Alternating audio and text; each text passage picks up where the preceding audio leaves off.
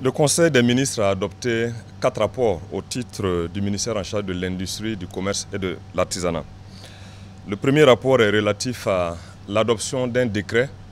portant création d'une société d'État d'approvisionnement et de distribution des produits de grande consommation dénommée Fasoya. La création de cette société s'inscrit dans la grande vision du président du Faso, chef de l'État, qui a instruit la mise en place d'une structure qui pourra contribuer à disponibiliser les produits de grande consommation aux populations, respectant la réglementation de distribution commerciale en la matière. Et la création donc de cette société qui aura un capital de 2 milliards de francs CFA, entièrement détenu par l'État et ses démembrements, viendra contribuer à assainir les circuits de distribution du marché intérieur en matière donc de disponibilisation d'un certain nombre de produits que nous qualifions de stratégiques, des produits de grande consommation. Le deuxième rapport est relatif à l'adoption des statuts donc de la dite société pour lui permettre de disposer de l'instrument juridique lui permettant donc d'accomplir à bien ses activités. Le troisième rapport est relatif au bilan provisoire de la campagne cotonnière 2024-2025 et les prévisions pour la campagne à venir, celle 2025-2026. On peut indiquer que la campagne 2024-2025 s'est déroulée dans un contexte difficile,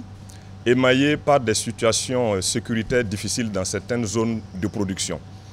En dépit donc de cette situation, cette campagne a bénéficié aussi de financements importants de la part de l'État, autour de 11 milliards de francs CFA,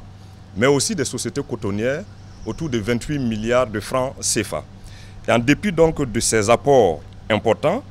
les résultats au 1er avril 2025, résultats provisoires, tablent donc sur une production de coton graines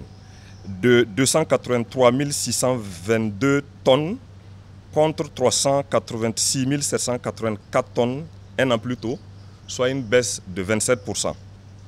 Au titre de la campagne à venir, la campagne 2025-2026,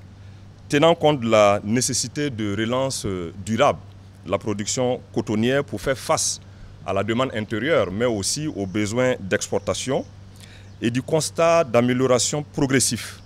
de la situation sécuritaire dans les zones de production, l'objectif de production de coton-graines a été fixé à 550 000 tonnes au titre donc de cette campagne par l'ensemble des sociétés cotonnières du Burkina Faso. Afin d'inciter et d'encourager les producteurs à s'inscrire dans cet objectif fixé, le gouvernement a consenti débloquer une subvention de 5 milliards de francs CFA au titre de la campagne à venir, afin donc de permettre à l'interprofession coton de fixer les prix des intrants tels que indiqués ci-après. 17 500 francs CFA pour le sac de 50 kg de NPKSB et 17 500 francs CFA aussi pour le sac de 50 kg pour l'urée. Et 6 200 francs CFA pour la dose d'insecticides, soit donc des baisses importantes qui sont constatées pour inciter les vaillants producteurs à s'inscrire donc dans cet objectif de production fixé. Le gouvernement a également, à travers le Conseil des ministres, approuvé la proposition faite par l'interprofession coton de fixer les prix d'achat à 325 francs CFA le kilo pour le coton premier choix, à 300 francs CFA le kilo pour le coton deuxième choix et à 375 francs CFA pour le coton biologique.